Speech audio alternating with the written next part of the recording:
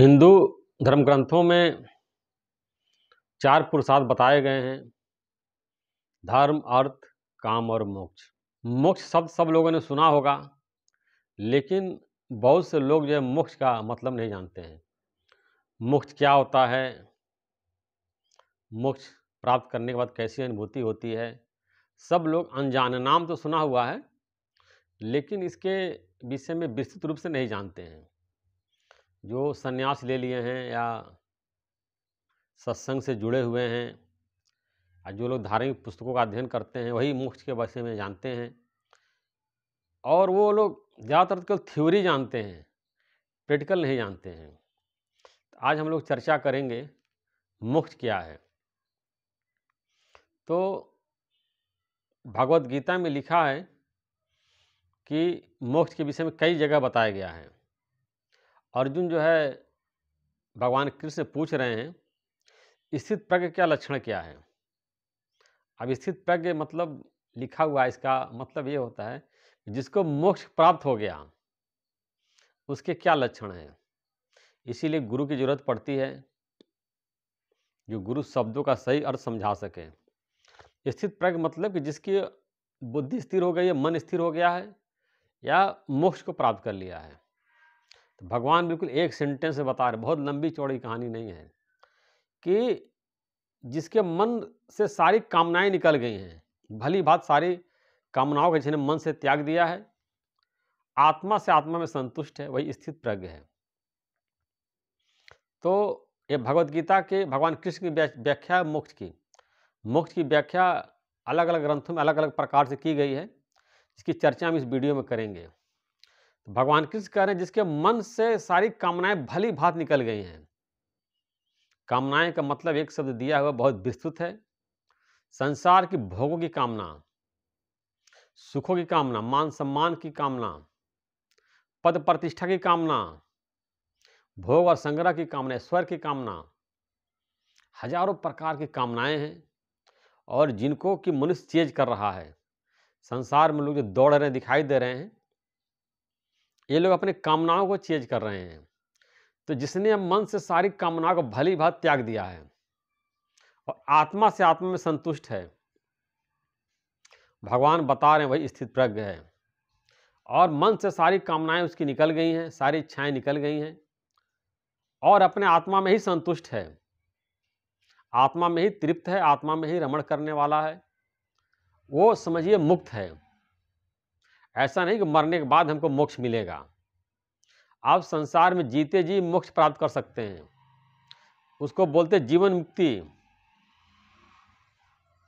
मरने के बाद जो मुक्ति मिलती है उसको बोलते हैं विदेह मुक्ति, और जीते जो मुक्ति मिलती है उसको बोलते हैं जीवन मुक्ति।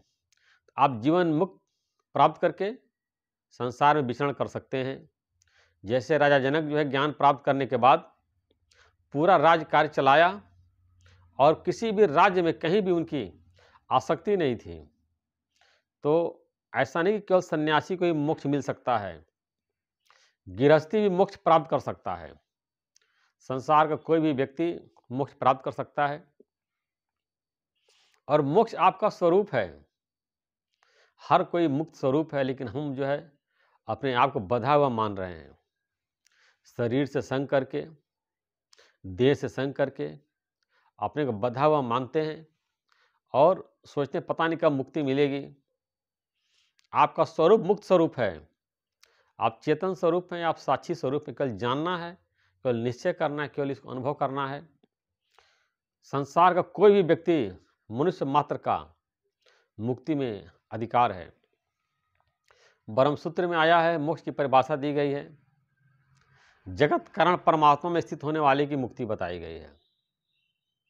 जो जगत का मूल कारण परमात्मा है, इसमें जो स्थित हो गया है वही मुक्त है।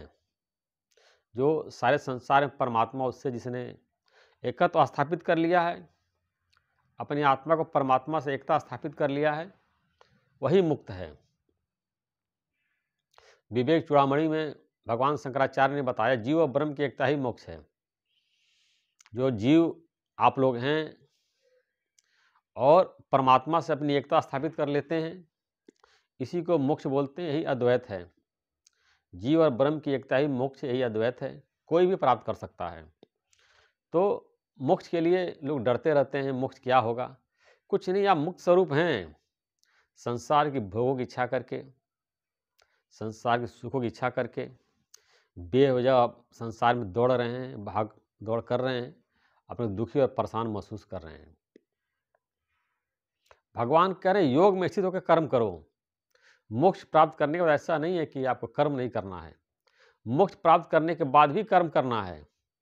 योग में स्थित होकर के, योग मतलब अपने स्वरूप में, जो आत्मा और परमात्मा दोनों एक ही है। अपने को आत्मा आपने अनुभव कर लिया, जान लिया, अगर परमात्मा से योग हो गया, क्योंकि आत्मा ही परमात्मा है। ऐसा आत्मा परमात्मा का योग स्थापित करके आपको कर्म करने के लिए बोला गया है। बाकी संसार के ज़्यादातर लोग जो है परमात्मा से, अपने स्वरूप से संबंध विच्छेद करके संसार में विचरण कर रहे हैं, दुखी सुखी हो रहे हैं। केवल अपने स्वरूप को जानने से आप सुखी हो जाएंगे, सारे दुखों से आप निवृत्त हो सकते हैं। केवल अपने स्वरूप को जानना है, और इसको जानने के लिए जो साधन बताया गया है, श्रवण मनन निध्यासन। ज्ञान की बातों को सुनना है, सत्संग में जाकर सुनना है, या यूट्यूब पे सुनिए, कहीं भी सोशल मीडिया में सुनिए, समझिए, उसको विचार करिए। उसको बोलते हैं मनन करना, बैठ के मनन करिए। मनन करने को ही ध्यान बोलते हैं। बैठकर ज्ञान की बातों का जो सत्संग में आप सुनते हैं, जो यूट्यूब पे सुनते हैं, उसको विचार करिए, चिंतन करिए, उसी को बोलते हैं ध्यान। मनन करिए और जीवन में लगाइए। जीवन में लगाने से आपको जो है मोक्ष की प्राप्ति हो जाती है। कहीं कहीं लोगों ने बताया मोक्ष मतलब कि मोह का क्षय हो जाना। आपके अंदर जब मोह क्षय हो जाता है, इसको मोक्ष बोलते हैं। अवधूत गीता में आया है, जिसके अंदर से इच्छा निकल गई, आसक्ति निकल गई, अहंकार निकल गया, वो मुक्त है। तो जब आपका स्वरूप का ज्ञान होगा, तो सारा संसार आपको मिथ्या दिखाई देगा। शरीर मिथ्या दिखाई देगा, संसार मिथ्या दिखाई देगा, संसार से भाग दौड़ आपकी निकल जाएगी, और यथा प्राप्त में आपकी बर्तन होगी। जो आप कार्य कर रहे थे, उसमें आप करेंगे, कार्य को करेंगे। तो कर्म करने में आसक्ति नहीं होनी चाहिए, और कर्म न करने में आसक्ति नहीं होनी चाहिए। कई लोग बोलते हैं आज का काम कल करेंगे, परसों करेंगे, बाद में करेंगे। कई लोग खूब लगातार एक के बाद एक काम करते रहते हैं और बहुत कम आराम करते हैं। तो भगवद गीता आपको आराम से कार्य करने के कहती है, एक एक करके कर्म से जो है कार्य करने को कहती है। आगे बताया कि आसक्ति, जब अपने स्वरूप का ज्ञान होता है, तो शरीर और संसार मिथ्या हो जाता है, आप ऑटोमेटिक सारी आसक्ति खत्म हो जाती है। और अहंकार, ये अपने स्वरूप को भूल करके देह अभिमान हमने कर बैठा है, अपने को देह मानते हैं, मैं मान लेते हैं, मैं हूँ, ऐसा मेरा है, ये मैं मेरा ही अहंकार है। जब स्वरूप का ज्ञान होता है तो अहंकार भी निकल जाता है। तो अहमता, ममता, कर्ता, अहमता मैं हूँ, ममता मेरा है, कर्ता मुझे करना है, स्वरूप के ज्ञान से तीनों निकल जाता है। तो मोक्ष मतलब जो है अपने वास्तविक स्वरूप को जान लेना, अनुभव कर लेना और उसमें स्थित हो जाना, इसी को मोक्ष बोलते हैं। और जब अपने स्वरूप में आप स्थित होंगे, सारा संसार सपना दिखाई देगा, और सारी संसार की इच्छाएं आपकी अंदर से खत्म हो जाएगी, और परम आनंद की प्राप्ति आपको हो जाएगी। एक परिभाषा और जो है सत्संग में बताया जाता है, मोक्ष मतलब जो है समस्त दुखों की निवृत्ति, परम आनंद की प्राप्ति। जब आपके अंदर से सारे दुख निवृत्त हो जाते हैं और परम आनंद की प्राप्ति होती है, इसी को मोक्ष बोलते हैं।